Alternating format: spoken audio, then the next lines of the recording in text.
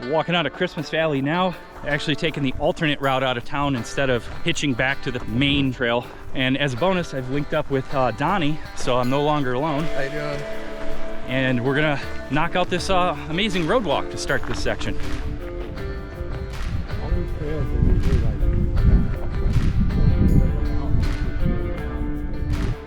Fireball, the most common liquor bottle found along the side of the road. Another one, another two. In fact, I think I'm gonna dub this the Fireball Trail, the FBT. The official drink of this one, right? We're gonna have to drink a Fireball in every town. This is the first water source out of town.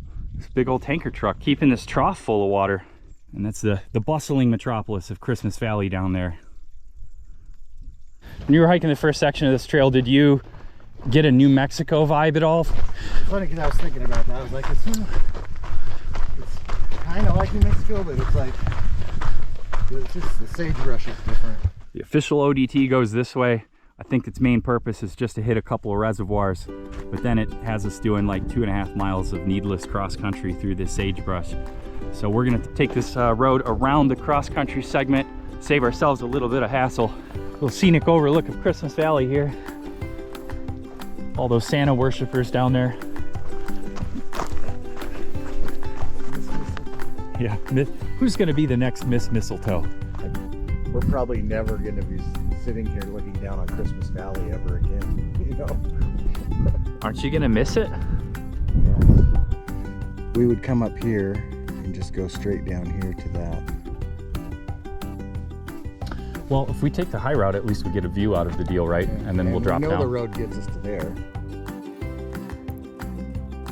Isn't it crazy? I mean, you look out at this big, vast expanse and there's like 1 or 2 trees just like barely eking it out, you know? You got St. Peter's Lake down there, which is a dried lake. Wonder when the last time that thing saw water.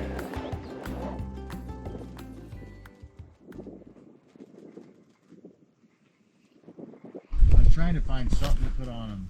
Jelly, like jelly packets or some kind of condiment just to give them a little bit of liquidity, you know? It's definitely opening up though. I really like this kind of terrain. It kind of reminds me of some spots in Nevada in a way, but sure is a lot nicer to look at than the first section.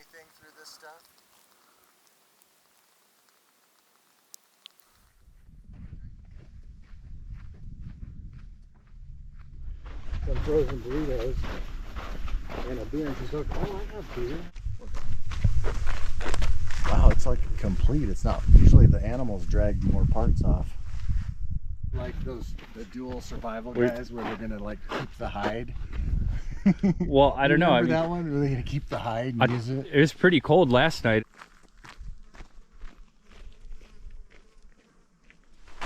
This looked like a, you know, aluminum roof going down like this and then went into a pipe. Wait, do that again. You were almost doing the YMCA dance there.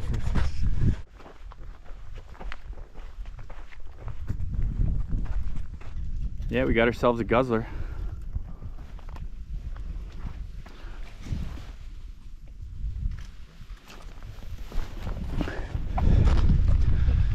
Yeah. Glad if I was dying, I'd be drinking it. Yeah, that's not that bad. I've seen a lot worse.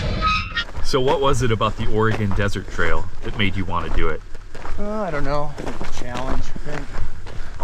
You feel like it was a step up from the Grand Enchantment Trail kind of thing, or do you expect it to be like a parallel type experience, you know? I don't know. People talk it up like it's tougher.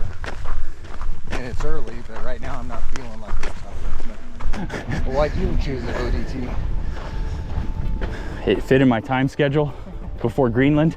There's no other hikes to do in May and June. And I'll be honest, I wanted to do it before, but it was because of the Hawaii's. That was the main thing, and I figured everything else would just be like whatever. And the Steens, you know.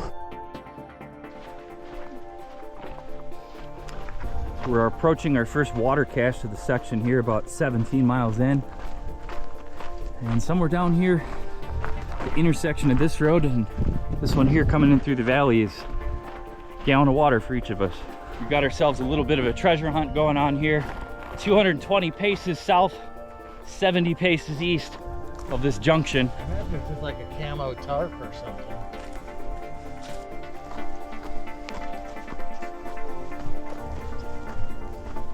There she is. X marks the spot.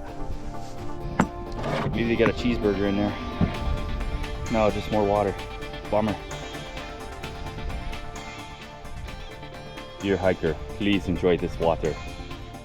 And now we're entering the Diablo Rim Wilderness Study Area. Another couple miles. We're going to start a pretty lengthy off-trail section at the top of Diablo Rim.